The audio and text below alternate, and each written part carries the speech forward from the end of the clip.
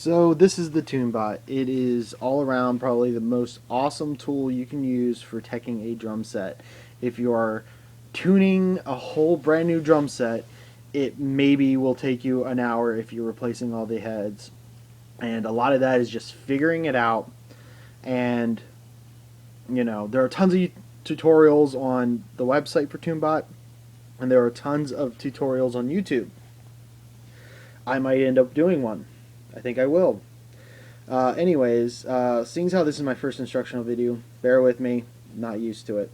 Anyways, so the problem I have with this thing, and it's not a huge one, but it can be costly, is that it doesn't come with a case. It comes with some little stupid bag that is equivalent to a dust cover. And with electronics, yeah, that's pretty nifty, but if you drop this, that's $100 down the drain.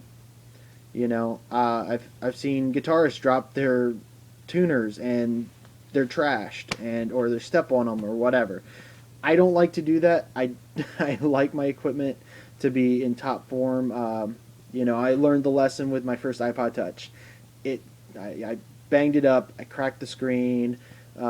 It doesn't work with any of my docks. So get a case for your electronics. That's really what it is. But because this one doesn't come out with one, I basically had to go out and make my own.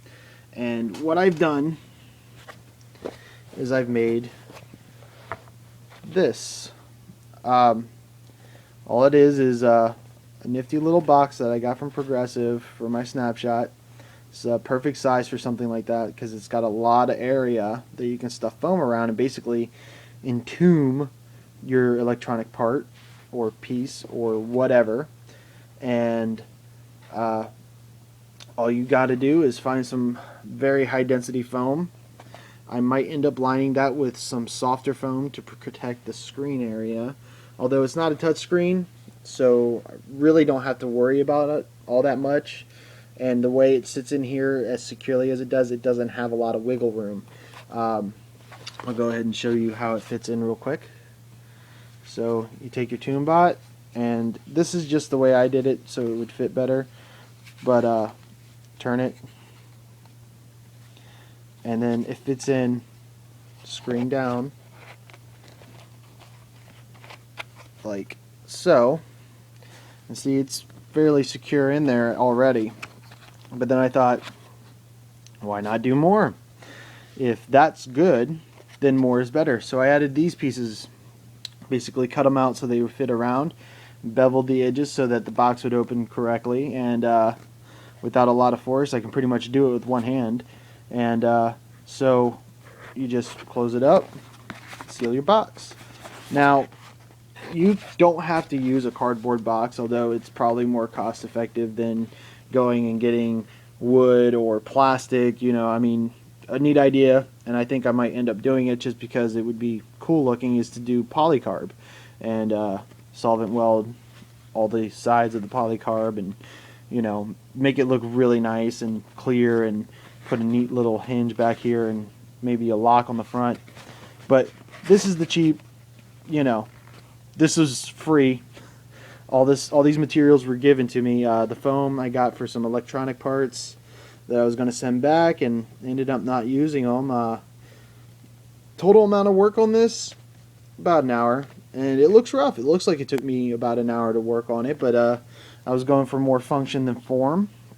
And I'm probably going to do some more shaping. And the fact is, this is only held in with some super glue, and a heat gun can remove it. The insert in there is welded in 4 spots with super glue, so that I can just cut them out and pull the whole assembly out if I need be. And I think I might rig something right there for a drum key, because those two things go together, a drum key and a TuneBot, both used for tuning drums. So what you need to realize is, when you're doing this, take your time and use a Dremel. Dremels work great, high speed. Variable speed really does help, because if you're going to do some finer stuff, you want to run that at lower speed. And if you're doing just, I want to get a large part of it off real quick, you turn it up. and just chunk out mostly, you know, all the bulk that you don't need, and then use the lower settings with a sanding drum just to fine it out a little bit. This thing is held in really well. I don't want to jerk it around too much because it would kind of defeat the purpose if it did fall out. The purpose of it is not to hold it like this, but to be closed.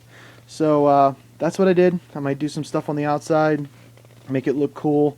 This is version 1.0. I might make version 2.0, and if I do actually get the parts and stuff I need to make version 2.0, I'll post it. But next thing I'm going to do, I might do a tutorial on how to use the TuneBot, and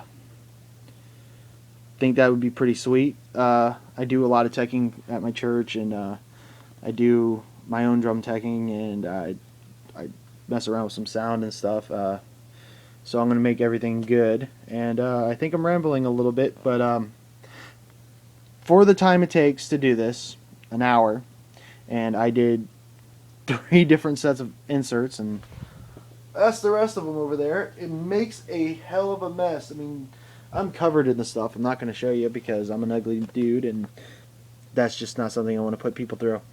But yeah, for the most part, that's it.